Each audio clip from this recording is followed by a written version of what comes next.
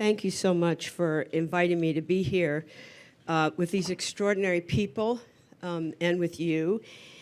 And so, you know, we are in uncertain times. Years ago, I had an opportunity to interview Tom Sargent, who's an economist, eventually won the Nobel Prize. And in talking about his work, he simply said that his work was about decision-making in the face of a profound ignorance. And obviously, a Nobel laureate doesn't suffer from ignorance. However, at the time of the interview, we were just a couple of years away from the September 11th attack. And the idea, of course, of decision-making in the face of a profound ignorance is we may not know what's around the corner. And so, obviously, decision-making in that way requires humility. And I think that as we meet the John McNulty 2024 prize winners, we're going to see that their leadership is also laced with humility. On a lighter note, and why not have a lighter note today, when I was on the West Wing, I played the National Security Advisor.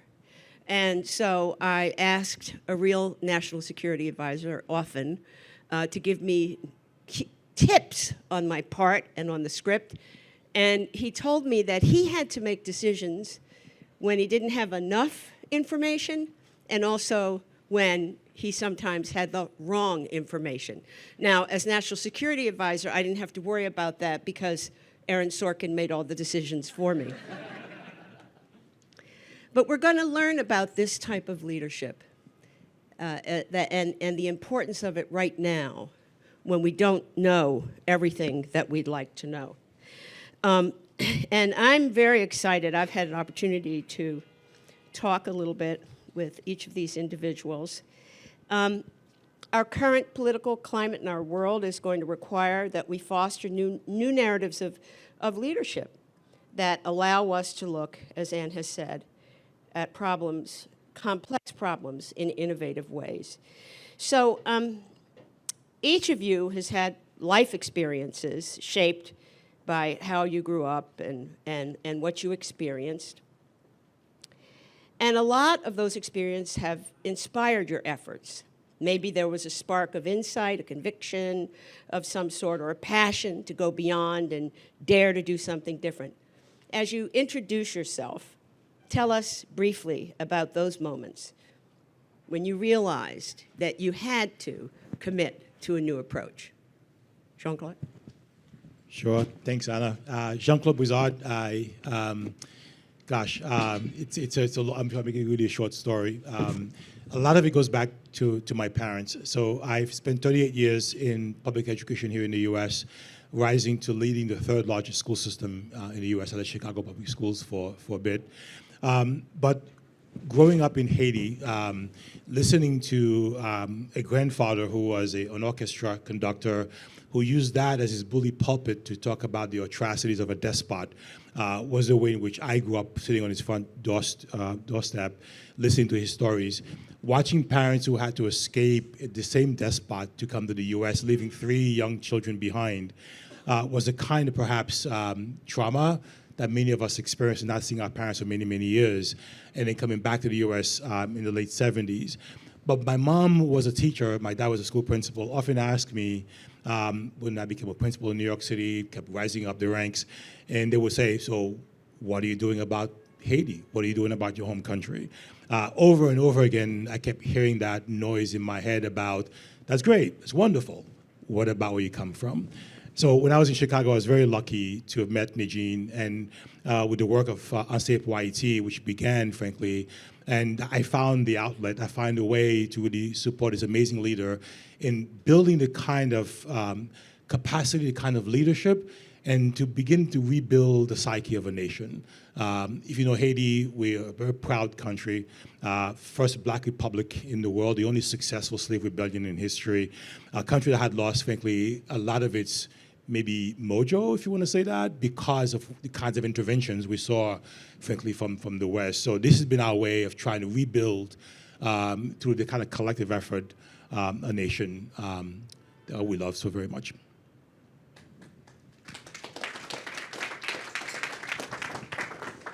Gloria?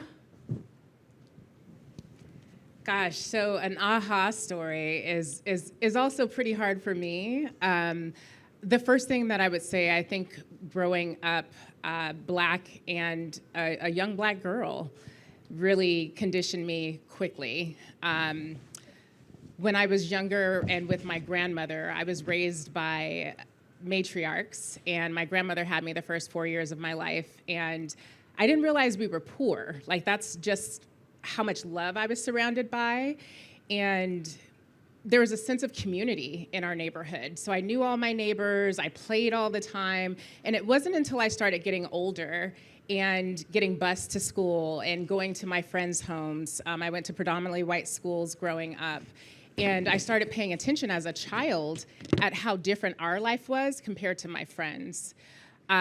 Experiencing odd and bizarre treatment from teachers, where I had to go to my principal about it. So it was real life experiences that were waking me up to the reality that being Black in this country means something, and being a young Black girl has an even greater gravitas. And I thought as I got older and in high school, I was like, okay, being in poverty, I want to do my best to change these conditions. And at a young age, all you know are traditional pathways, right? Which is either being a teacher, being a doctor, being a lawyer. So I was like, oh, I'm gonna go to law school and change the world. Like, I literally thought that. And I went to UCLA, I became a law fellow, and I ended up taking an internship program because of a professor who was teaching agitational propaganda. That just sounded interesting to me, and I was like, I'm gonna check that out. And when I tell you that class literally changed my life, and Professor Paul Van Blum was like, oh, you must want to be an organizer. And I was like, no, I'm not going to law school to organize parties, but And he was like, no, a community organizer. And I honestly thought that was something that had everything to do with like Dr. Martin Luther King in the 1960s and nothing with today. And he was like, check out the Labor Center. And that's what I did. And I applied to this internship program. And long story short, that internship, that was a summer, turned to a year. That year turned to 7, and that 7 turned to 16. And I got one of the most important lessons in my first house meeting with community members that looked like me and my family. I worked in South Central in Los Angeles, and it was Black and brown families. And in essence, they were talking about power. And they were talking about change. And the reality is they were also talking about all the problems and conditions that we live with every single day. That was very familiar to me. And they said, young lady, you either have a choice. They told me to go butcher paper because I wasn't talking in the meeting. They just said, go butcher paper and write down what we're saying. But they said, ultimately, we have a choice to either complain about all the conditions that we're living with or be an agent of change. And so what are you going to do?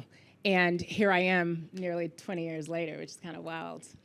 Agent of change. An agent of change. Socket.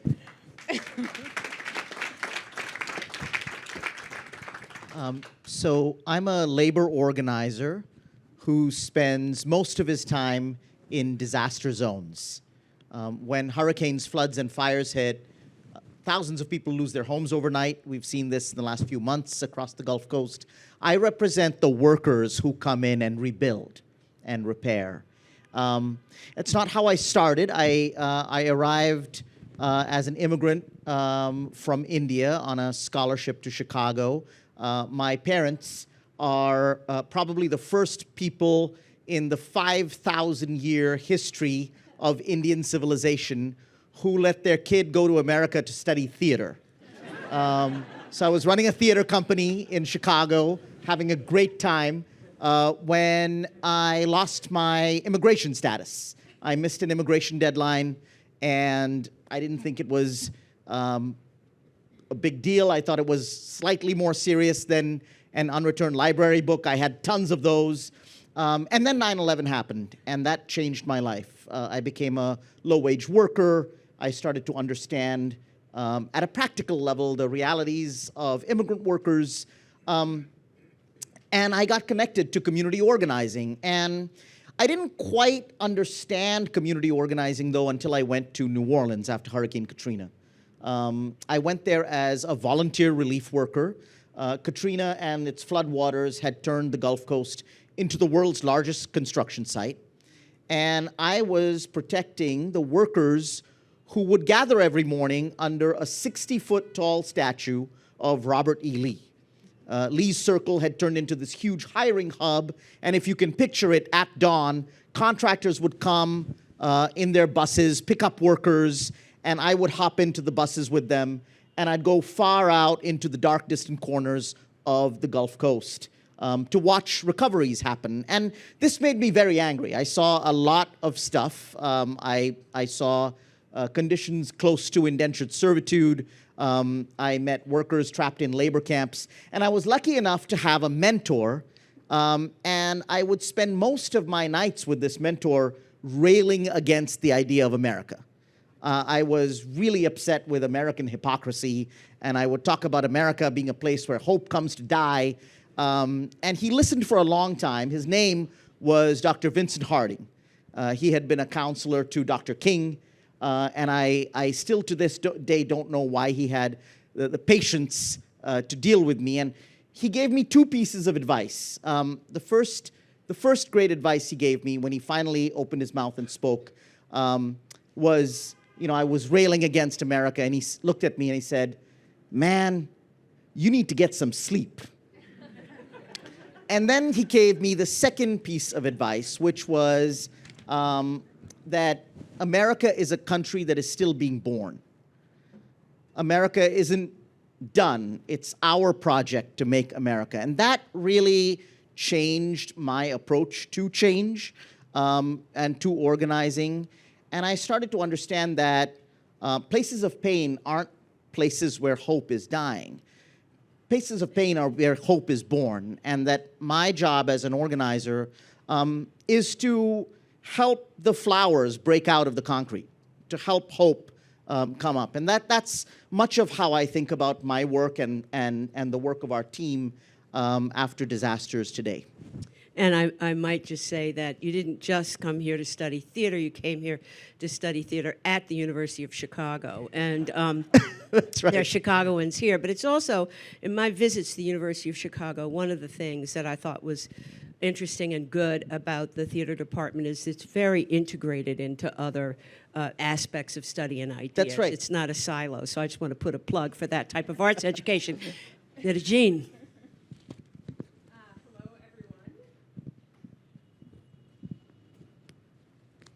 Hello, everyone. Nadine Paul Deoli, so grateful to be here. Special thanks to the McNulty Foundation for this invitation. I am founder and CEO of ANSEP Haiti in Haiti, that is working to equip a new generation of Haitian civic leaders for educational justice.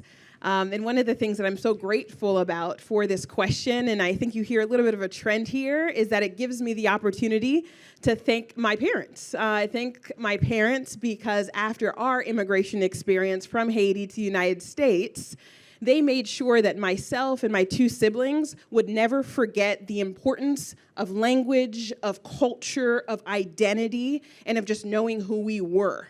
And so when we first immigrated, I was met with taunts and jeers and bullying, and let's just call it ignorance.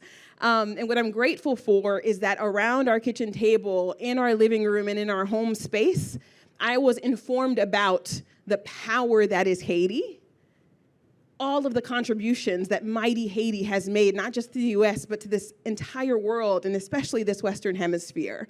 And so I was able to respond to ignorance with facts. And I'm just so grateful that aha for me has led me down a path of trying to uncover the truths that are so often buried in history.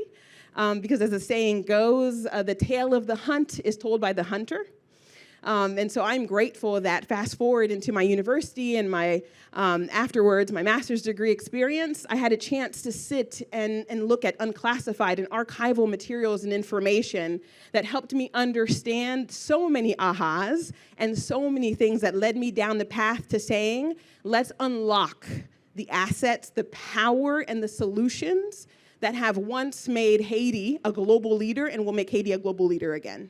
It's fantastic to unlock. unlock the power that's inevitably there. So addressing the enormity of colonial education in Haiti, organizing a new workforce economy, or reframing narratives around climate justice, each of you have challenged conventional wisdom, and you must have had plenty of people said, well, that'll never happen. Eugene, let's go back to you. In creating APA, it's striking that you spent 2 years asking local communities, when are you at your best, which is kind of like what you talked about, the power that's inevitably there. And instead of beginning the work by identifying problems, you anchored your work in optimism for the future and an intrinsic belief that Haitian communities could make their ideal future a reality. What were you intentionally doing and not doing when you were building APA? Where did the conviction to trust your instincts come from? The conviction to trust my instincts, it's grounded in my faith. It's grounded also in an understanding that the truth exists about mighty Haiti. And so that very much led me towards some of the things we decided to do on principle since day one of Enseignement pour Haïti. I am grateful. This year we celebrate our 10th anniversary milestone, which is a big deal for us. But since day one, we've had principles that have carried us through to today, including first, listening is leadership. We actually decided that from day one, we wouldn't go in with a preconceived notion of a solution or an answer or an antidote, right? At the end of the day, we said, let's take 3 to 4 years to sit in community and in relationship with people to listen to those most proximate to the systems we must dismantle together. Because what we knew is that, yes, we had all of the energy and motivation to join them in this freedom fight, but there's been freedom fighters in the trenches for generations in Haiti and beyond. And so for 3 to 4 years, we listened. And out of those 3 to 4 years of listening came the foundation on which our movement still sits. The other thing that we decided to do with a lot of intention is not listen to the people with the mic in their hand or with the loudest voice in the room, right? So often we're looking for those with positional power. And we said, where are the grandparents? Where are the community elders? Where are the retired teachers? Where are the parents who have been struggling every single day to make sure their kids get what they deserve? And those are the voices that we knew would be able to break through all of the naysayers, all of the doubt, all of the cynicism that is so entrenched sometimes in our contexts. The other thing we decided to do very intentionally is prioritize quality over quantity. Because the enormity of our challenges, all of us, I think sometimes we're pushed so often to go big or go home or make sure that we get on the map by doing bigger and bigger and bigger things. But what we decided is that the quality is a non-negotiable. Our classrooms with our children will not be places of experimentation. Our classrooms will not be places where we try and maybe fail on methods or techniques. No, we have to get this right. Our lives depend on it. And so we decided to say, let's do the quality work with intention instead of trying to do so much so quickly just to get attention or maybe a spark of a viral moment. And that goes to the other thing we decided with a lot of intention is not to seek external validation for the work, right? I chuckle now thinking about how often and how long it took for us to decide to be on social media.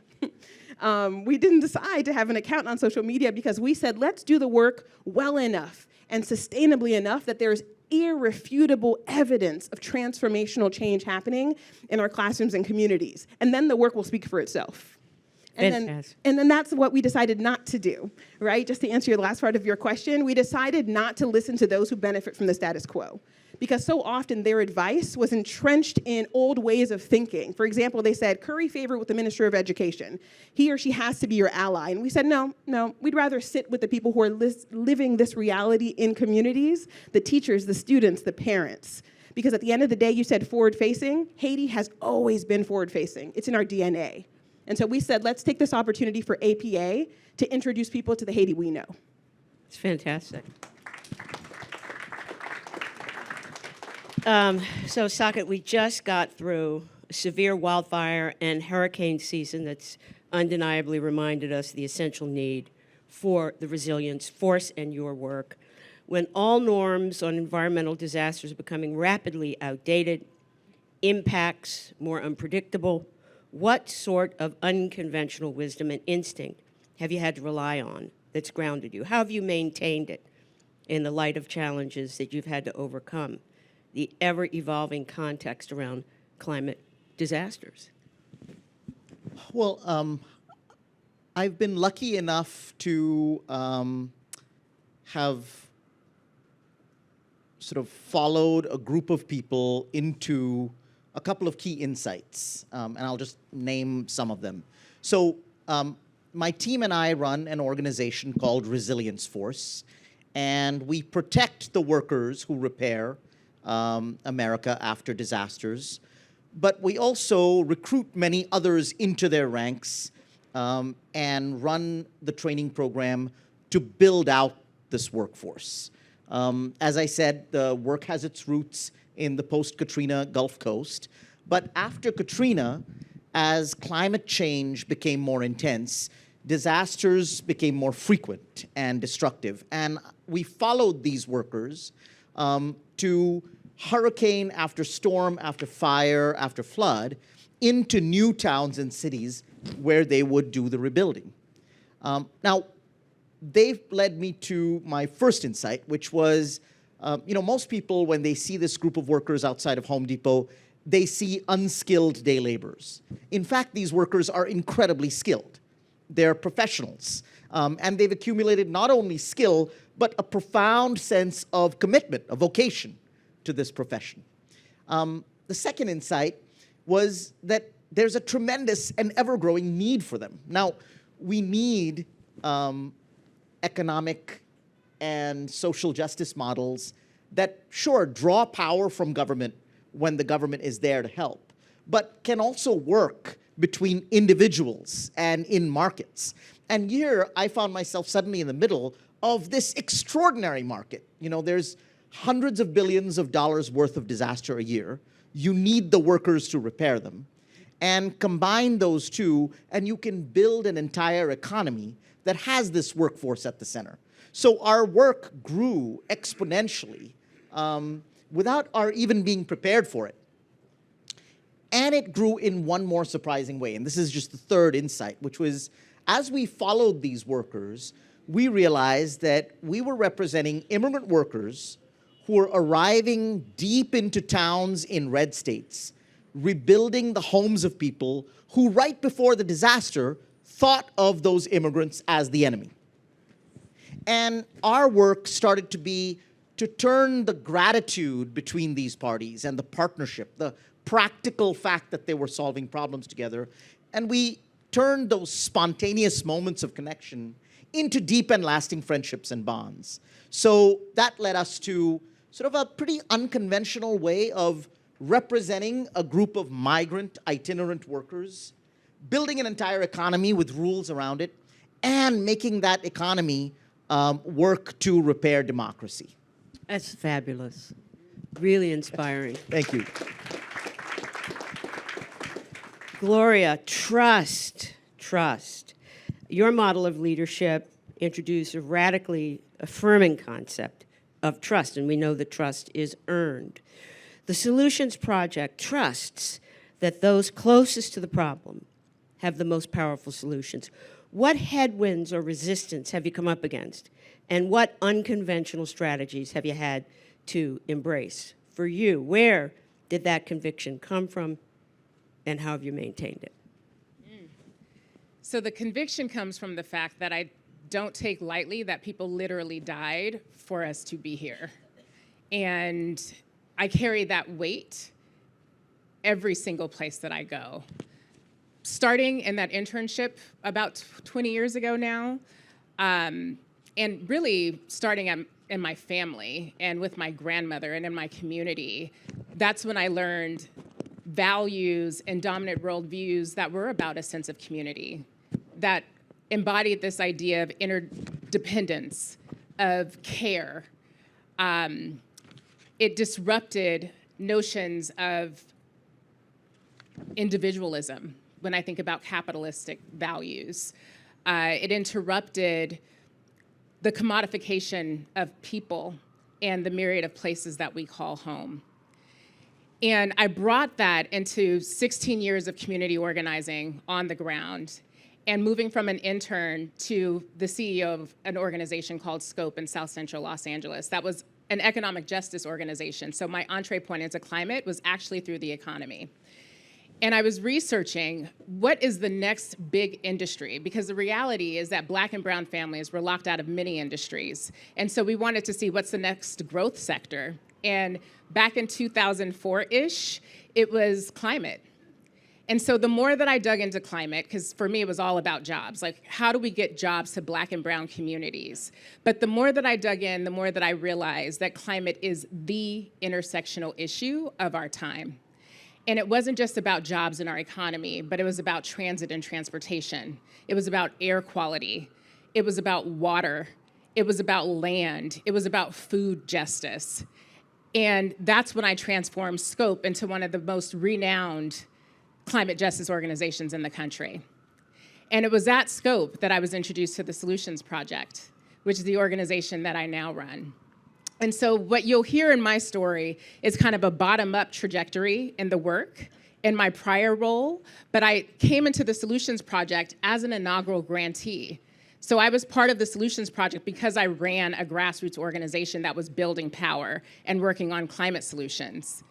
And it was from there that I was recruited to the board, shared a bold vision to the board that was really about centering communities and resourcing communities like we never have before, because the reality is that $70 billion goes into philanthropy and less than 2% goes to climate solutions, and a fraction of that goes to communities of color. And I said at the Solutions Project, we need to change that story and change that narrative. And those billions of dollars, we need to figure out how we can funnel that into frontline communities that are advancing equitable climate solutions that benefit all of us, everyone in this room, and more. And that's what we've been doing. We took that vision, and to date, we've moved over $50 million to more than 350 organizations across the country. But when I think about the values and convictions that ground me, one quick story to share. It takes a lot to get that little money. Our budget was less than $2 million prior to my leadership. Coming in, I had to fundraise and talk to hundreds of people, high net worth individuals, foundations, private donors, all the things. And I had an opportunity to speak with Jeff Bezos. And I'll tell you this, that conversation, I had to talk about the work that we're doing, the power that we're building, and the solutions that are being innovated on the ground by everyday people who are most impacted by the problems and conditions. And asked, I told him I was trying to raise $100 million. He was like, that's cute. And your prior year's budget was $2 million, so, we'll give you $2 million. And I'll tell you this, when you ask about convictions that ground us, it took everything in me to say no to $2 million when it was money that we needed. And the reason that I was able to say no is because what Jeff Bezos represents compared to what I represent, it would have been the utmost disrespect to the work, the people who have died, the people who are working today. So long story short, I negotiated a $2 million conversation into a $151 million investment in not only the Solutions Project, but as an organizer, you know that it's not just about your organization, but how are you helping the movement, but moving money to other organizations that were like us who are helping frontline communities innovating climate solutions. And we received 43 million of that 151 million. And so that's the conviction that drives us.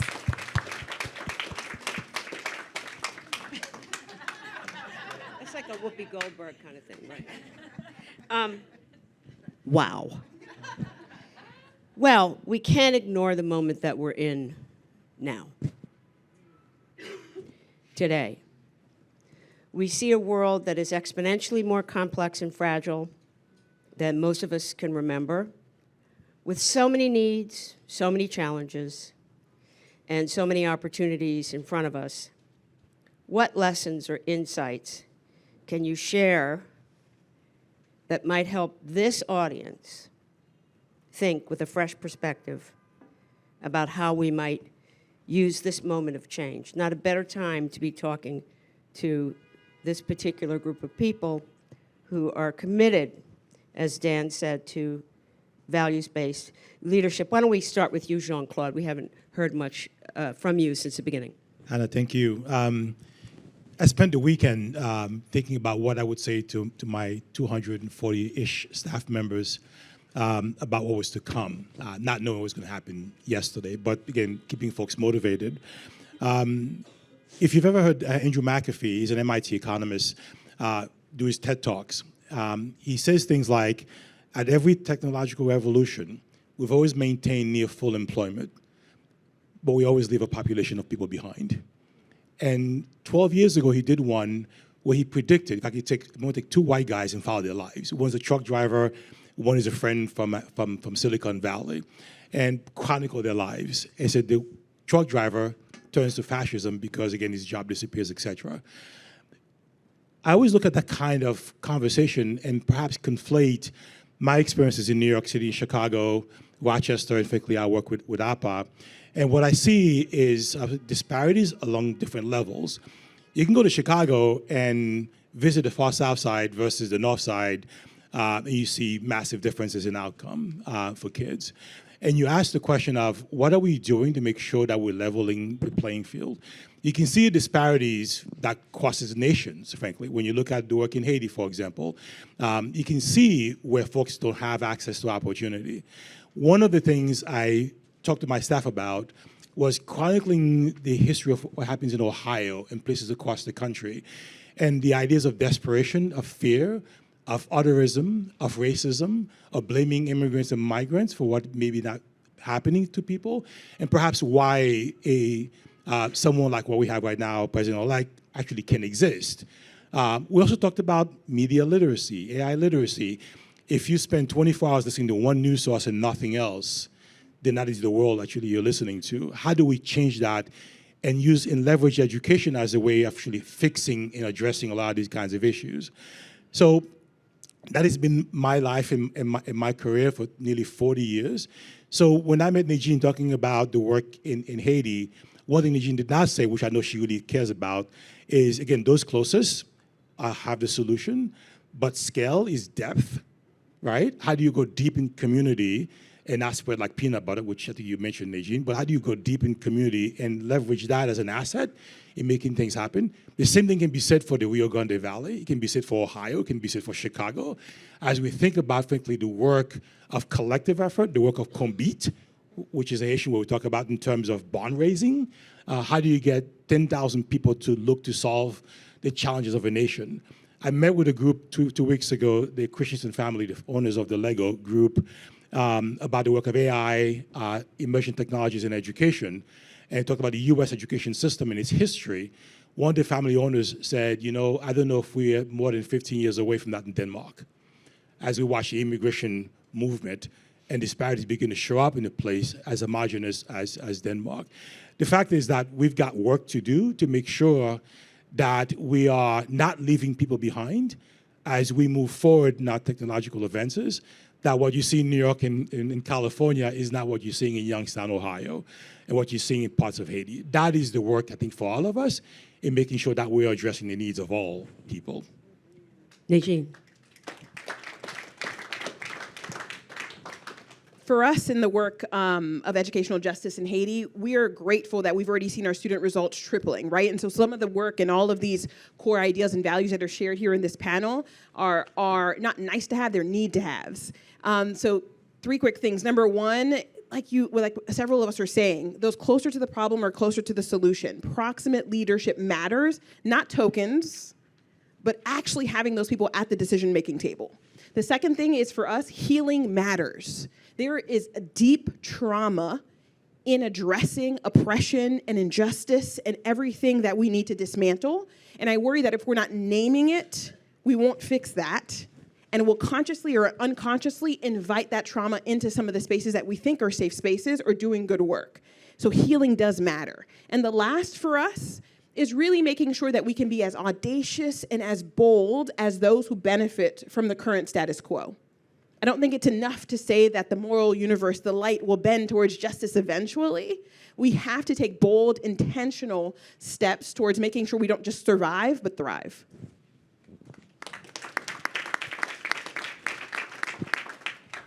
Gloria. So I've been reflecting a lot today, obviously, like all of us, on the unadorned state of this country. And, all of us are probably feeling really raw and emotionally unsettled in a lot of ways.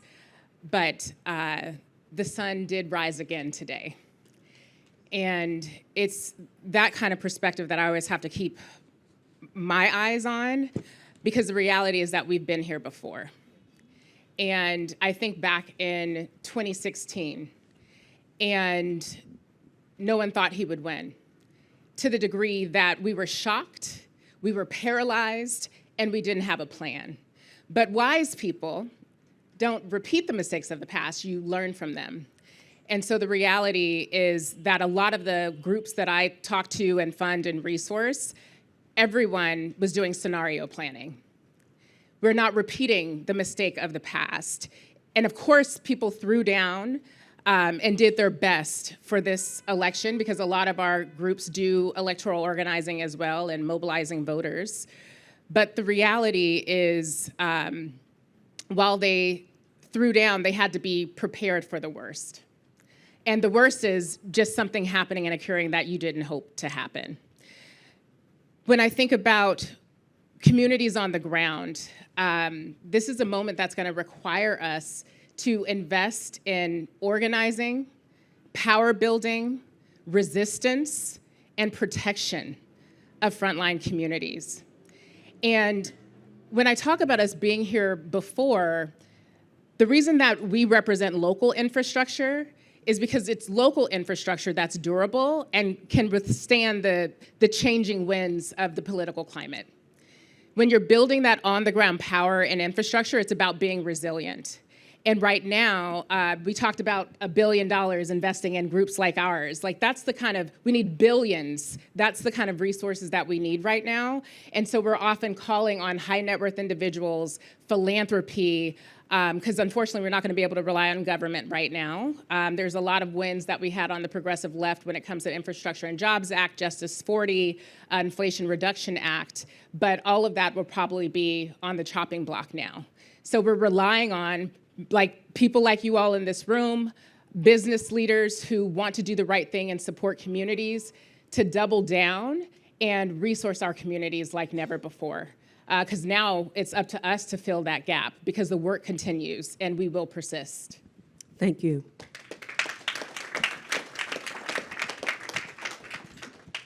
Saket, take us home. I've seen a lot of disasters, and when I go to a hurricane zone, I often meet people, and my one thought when I meet them is, wow, my worst day is better than your best day. My worst day right now is better than your best day. That's how I felt in North Carolina all week, in Florida before that. And so I'm not a great believer in this idea of disasters being opportunities. Disasters are disasters. They're tragic. They're awful. For the people who are going through them, there aren't really silver linings. But I do believe that disasters contain profound openings in which our priorities can change very deeply. Because think about a time when you've been through a personal disaster or a family disaster, and it clarified for you that you should spend more time with people you love, or you should get closer to people you miss, or, in my case, call my mother more, right? And I've seen this in societies that are hit by hurricanes and fires, where profound openings open up and priorities become clearer. And I think that my hope and our work is to take those openings in the next years and find in those openings the space to change systems and to cement values. I think that's something we can all do from wherever we sit, because we all can be exquisitely aware of those openings in our neighbors, in our communities, and with people around us. So we close with the idea of openings. Yes. I just want to, before I ask us Before I ask us to celebrate these extraordinary people, I want to take a moment to congratulate April and Anne and Kevin and Johnny,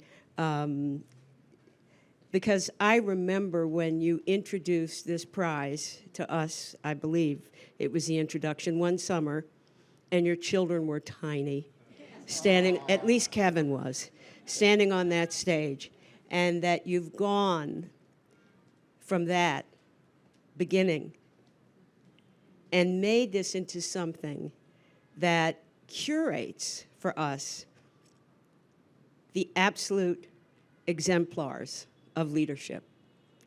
I want to end by first thanking you and the two of your children who are here.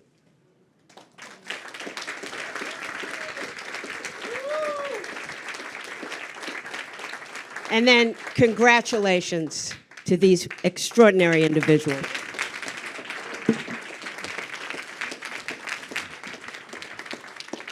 Well, I'm glad you all got the chance to experience just how extraordinary they are. So it's been a privilege and joy of ours to get to know them better and to recognize the great work that they are doing. Next, we're inviting you all to join us. We're having food and drinks. If we go out on this terrace to the other end, there's a dining room where everyone is waiting for us. So please join us. We'll move this so we can all go directly out on the patio. Thank you.